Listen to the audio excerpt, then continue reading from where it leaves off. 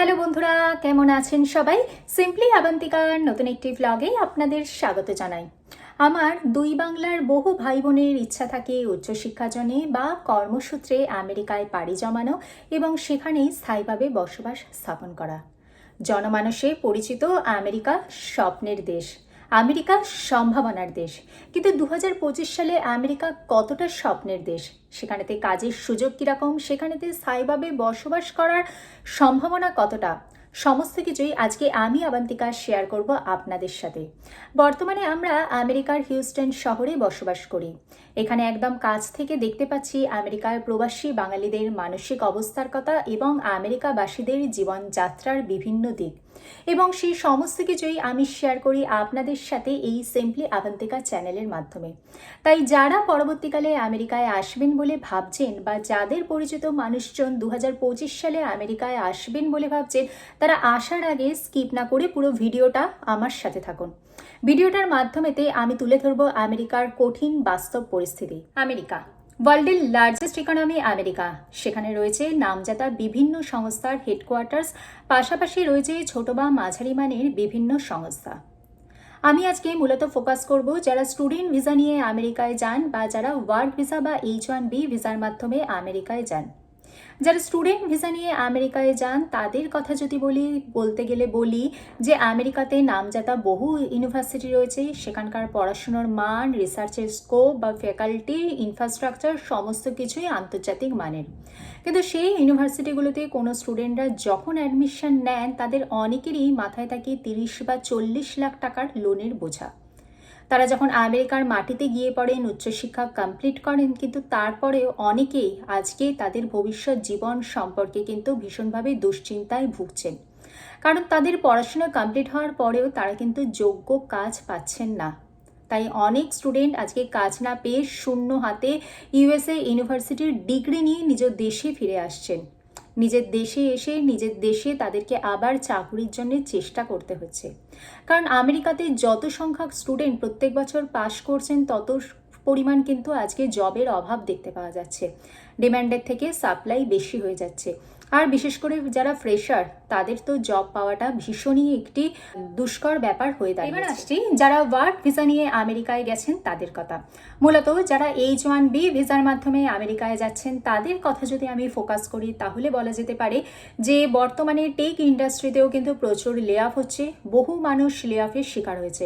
একধারে যখন বড় বড় সংস্থাগুলি যেরকম মেটা, ফেসবুক, গুগল, মাইক্রোসফটের মতো সংস্থা থেকে লে অফ হচ্ছে, অপরদিকে কিন্তু মাঝারি বা ছোট মানের বহু সংস্থা থেকে লে অফ হচ্ছে, যার খবর কিন্তু আমরা পাই না। বহু মানুষ আশঙ্কার দিন গুনছেন। এতদিন পর্যন্ত H1B ভিসার মাধ্যমে যারা আমেরিকায় আসছেন তারা কিন্তু চাকরি চলে যাবার পরেও তাদের হাতে 60 দিন সময় থাকতো অন্য চাকরি খুঁজে নেওয়ার। কিন্তু বর্তমানে চাকরি চলে যাওয়ার পর অনেক সময়তেই তাদের কাছে হোমল্যান্ড সিকিউরিটিসের থেকে দেশ ছাড়ার নোটিশ চলে আসছে। তারা কিন্তু দেশ ছাড়তে বাধ্য হচ্ছেন। ট্রাম্প সরকার ঘোষণা করেছেন আমেরিকার মাটি থেকে আমেরিকানদের রিক্রুট করতে হবে। আজকে H1B ভিসার 70%ই রয়েছে ইন্ডিয়ানদের দখলে। ইন্ডিয়ানদের যে চাকুরির পাওয়ার যে সম্ভাবনা সেটা কিন্তু একটু হলেও কিন্তু নিম্নমুখী। বর্তমানে এমনিতেই আমেরিকার চাকুরির বাজার নিম্নমুখী, তার উপরেতে ট্রাম্প সরকারের এরকম ঘোষণার পরে অনেক ইন্ডিয়ানই কিন্তু আশঙ্কার প্রহর গুনছেন। অনেক ইন্ডিয়ানই চিন্তিত তাদের ভবিষ্যৎ জীবন নিয়ে। বর্তমানে এই যে বিপুল পরিমাণে লে অফ হচ্ছে, অনেকেই দায়ী করছেন AI এর আবির্ভাবকে। AI আসার ফলে অনেক মানুষের চাকরি চলে যাচ্ছে, অনেক কাজ আজকে চলে যাচ্ছে AI এর দখলে, অনেক জিনিসই অটোমেটিক হয়ে যাচ্ছে। এর ফলেতে কিন্তু AI জানা লোকের কিন্তু অভাব দেখতে পাওয়া যাচ্ছে। একদিকে AI জানার লোকের অভাব হচ্ছে, অপরদিকে অনেক মানুষের চাকরি চলে যাচ্ছে। অনেক কোম্পানিতে আবার ঘোস্ট হায়ারিং হচ্ছে, মানে হয়তো কোনো কোম্পানি থেকে রিক্রুটমেন্টের নোটিশ বেরোচ্ছে, ইন্টারভিউ হচ্ছে, কিন্তু জবের জন্যে আর রিক্রুটমেন্ট হচ্ছে না। ওয়েটিং টাইম দীর্ঘায়িত হচ্ছে, ফলেতে মানুষ কাজ পাচ্ছেন না। একটা জবের জন্য অ্যাপ্লিক্যান্টসের সংখ্যা অনেক বেড়ে গেছে।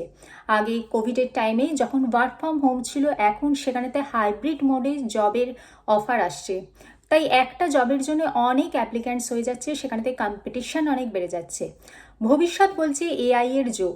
আমরা ভবিষ্যতের দিকে যদি তাকিয়ে চলি তাহলে আমরা AI রিলেটেড কোনো কোর্স করতে পারি।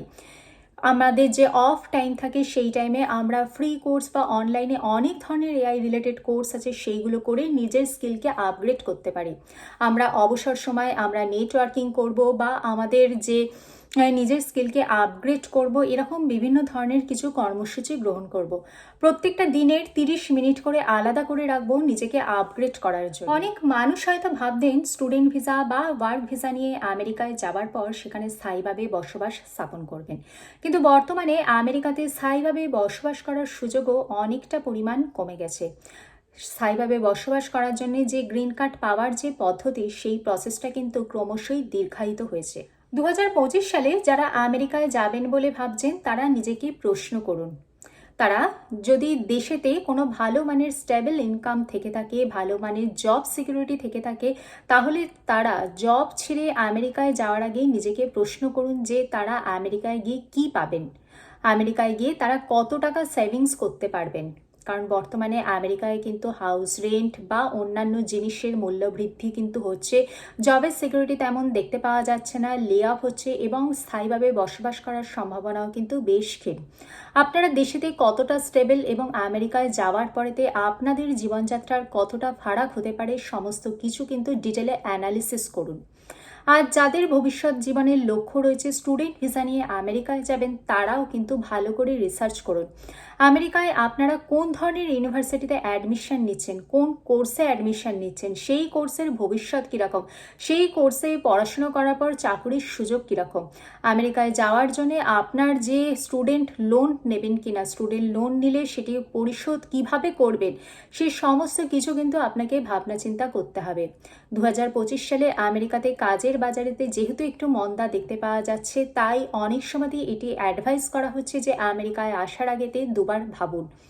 আমি এই ভিডিওর মাধ্যমে বর্তমানে আমেরিকার বর্তমান পরিস্থিতি আপনাদের সাথে শেয়ার করলাম। ভিডিওটি ভালো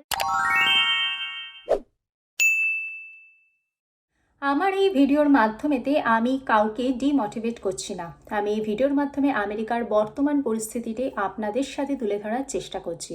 আমার দুই বাংলার অনেক ভাই বোনেরই হয়তো এই ভিডিওটির সাথে কোনো প্রাসঙ্গিকতা পাবেন না, কিন্তু যারা বর্তমানে আমেরিকায় রয়েছেন স্টুডেন্ট ভিসা বা ওয়ার্ক ভিসা বা যারা আমেরিকার প্রবাসী বাঙালি, তারাই বুঝতে পারবেন এই ভিডিওটির সার্থকতা।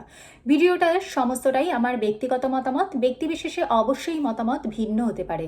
আপনাদের ভিন্ন মতামতের কমেন্টের আমি অপেক্ষায় রইলাম। ভিডিওটি ভালো লাগলে লাইক করবেন, চ্যানেলটিকে সাবস্ক্রাইব করবেন। দেখা হচ্ছে পরবর্তী ভিডিওতে। ভালো থাকবেন, সুস্থ থাকবেন। নমস্কার।